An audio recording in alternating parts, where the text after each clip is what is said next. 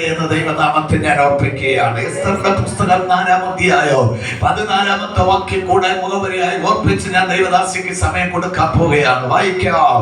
ആമേൻ. എസ്തറിന്റെ പുസ്തകം 4-ാം അധ്യായം 14-ാമത്തെ വാക്യം. നീ ഈ സമയത്ത് മിണ്ടാതിരുന്നാൽ യഹൂദന്മാർക്ക് മറ്റൊരു സ്ഥലത്ത് നിന്ന് ഉദ്ധാരണവും രക്ഷയും ഉണ്ടാകും. എന്നാൽ നീയും നിന്റെ പിതൃഭവനവും നശിച്ചു പോകും. ഇങ്ങനെയുള്ള ഒരു കാലത്തിലേക്കല്ലോ ഈ രാജസ്ഥാൻ. അവസാനം ഒരു വാക്ക് മാത്രമാണ് ഞാൻ ഈ വാക്യത്തിൽ നിന്ന് എടുക്കാൻ ദൈവം പ്രേരിപ്പിച്ചത്. എന്താണെന്നറിയാമോ? ഇങ്ങനെയുള്ള ഒരു സമയത്തല്ലോ ദൈവം നിന്നെ രാജസ്ഥാനത്തിലേക്ക് കൊണ്ടുവന്നിരിക്കുന്നത്. മനസ്സിലായി? നിങ്ങളെ ലീഡർഷിപ്പിലേക്ക് ദൈവം കൊണ്ടുവന്ന സമയം, നിങ്ങളെ ഉത്തരവാദിത്തം ഏൽപ്പിച്ചിരിക്കുന്ന സമയം എന്ന് പറയുന്നത് ദൈവത്തിന്റെ ജനം പിടിക്കപ്പെടാൻ, ദൈവത്തിന്റെ സഭ തകർക്കപ്പെടാൻ, യഹൂദ എന്നൊരു ജാതിയെ നശിപ്പിച്ചു കളയാൻ, അവരെ ഒരു ബിഗ് സീറോ ആക്കി മാറ്റാൻ, അന്ധകാരത്തിന്റെ ശക്തികൾക്ക് വിരോധമായി രേഖ എഴുതിക്കൊണ്ടിരിക്കുമ്പോഴാണ് ദൈവത്തിന്റെ ദാസൻ വിളിച്ചു പറയുന്നു, ഇങ്ങനെയുള്ള ഒരു സമയത്തിലല്ലയോ ഇത് നീ മൗനമായിരിക്കേണ്ട സമയമല്ല, ഇത് നീ സോർന്നു പോയിരിക്കേണ്ട സമയമല്ല.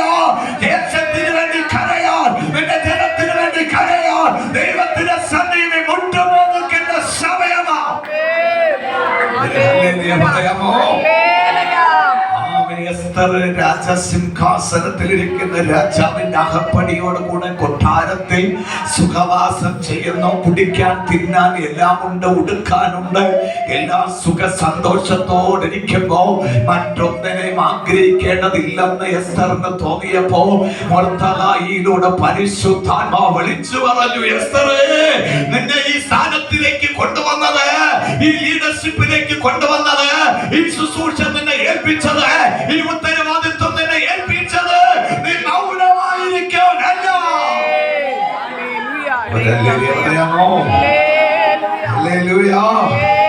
ദൈവം നമ്മളെ ഉത്തരവാദിത്വം ഏൽപ്പിച്ച സമയം ഏതാണെന്ന് നമ്മൾ തിരിച്ചറിയണം. ഇന്നത്തെ സ്ത്രീ സമൂഹം തകർന്നുകൊണ്ടിരിക്കുന്ന ഒരു കാലത്താണ് നമ്മൾ ജീവിക്കുന്നത്. ഒരു കാലത്ത് ഉപവാസം എന്ന് പറഞ്ഞാൽ സ്ത്രീകൾ ചർച്ചിൽ വന്ന് മുട്ടുമേൽ നിൽക്കും.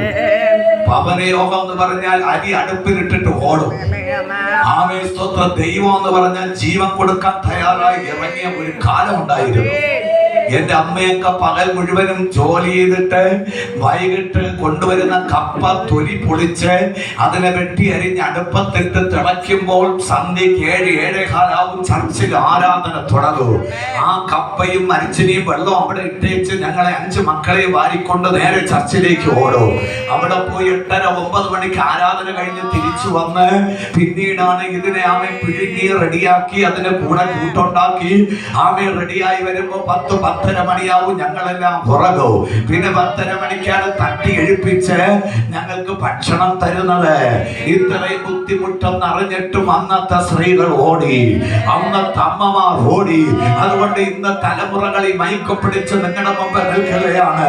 ഇന്നത്തെ അമ്മമാർക്ക് ഈ ചൂടുണ്ടോ? ഇന്നത്തെ സ്ത്രീകൾക്ക് ഈ ചൂടുണ്ടോ?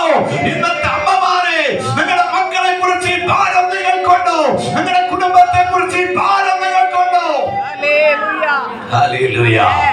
അല്ലേ? ഇപ്പോ പോയി ചർച്ച് ആരാധിക്കല്ലേ, 2-3 ദിവസം നടന്നാൽ ചിലപ്പോ ഒരു ദിവസം തല കാണിച്ചില്ലെങ്കിൽ പാസ്റ്റർ എന്ന് പറയും. പലർക്കും അതാണ്. അവർക്ക് വേണ്ടി, അവരുടെ മക്കൾക്ക് വേണ്ടി, കുടുംബത്തിന് വേണ്ടി കരയുന്ന ഭാരമുള്ള എസ്തർമാരില്ല. ഇന്ന് പകൽ ഇതിനകത്തിരിക്കുന്ന സഹോദരിമാരെ, നിങ്ങളുടെ കുടുംബം പിടിക്കപ്പെടാതിരിക്കാൻ, നിങ്ങളുടെ തലമുറകളെ ഭീഷണി കവർച്ച ചെയ്യാതിരിക്കാൻ, നിങ്ങളുടെ കുടുംബം തകരാതിരിക്കാൻ ഇന്ന് പകൽ ദൈവാത്മാവ് പറയുന്നത്, നീ എസ്തറിനെ പോലെ ദൈവത്തിന് വേണ്ടി എണീക്കണം. ഹല്ലേലൂയ. തകർന്നുകൊണ്ടിരിക്കുന്ന സഭകളിലെ സ്ത്രീകൾക്ക് ഈ സുബോധ ദൈവമക്കൾ ഉണ്ടാക്കി കൊടുക്കണം. പ്രാർത്ഥനയുടെ ആവശ്യം എന്തെന്ന് അവർക്ക് തിരിച്ചറിവുണ്ടാകണം. ഹല്ലേലൂയ. ഇനിയും അധികം ഞാൻ സംസാരിച്ചാൽ അത് അധികം പ്രസംഗമാകുമെന്ന് എനിക്കറിയാം. അതുകൊണ്ട് ഈ മുഖവിനെ ഞാൻ ഇവിടെ നിർത്തിയേച്ച് തുടർന്ന് ആമേൻ കർത്താവിന്റെ ദാസിക്ക് സമയം കൈമാറാൻ ആഗ്രഹിക്കുകയാണ്. ആമേൻ സ്തോത്രം. എല്ലാവർക്കും ഒരിക്കൽ കൂടെ സ്നേഹവും വന്ദനവും അറിയിക്കുന്നു. ഇന്ന് പകല് സഹോദരിമാരുടെ ഇടയിൽ ശുശ്രൂഷിച്ച് പ്രാർത്ഥിക്കുവാൻ നമ്മുടെ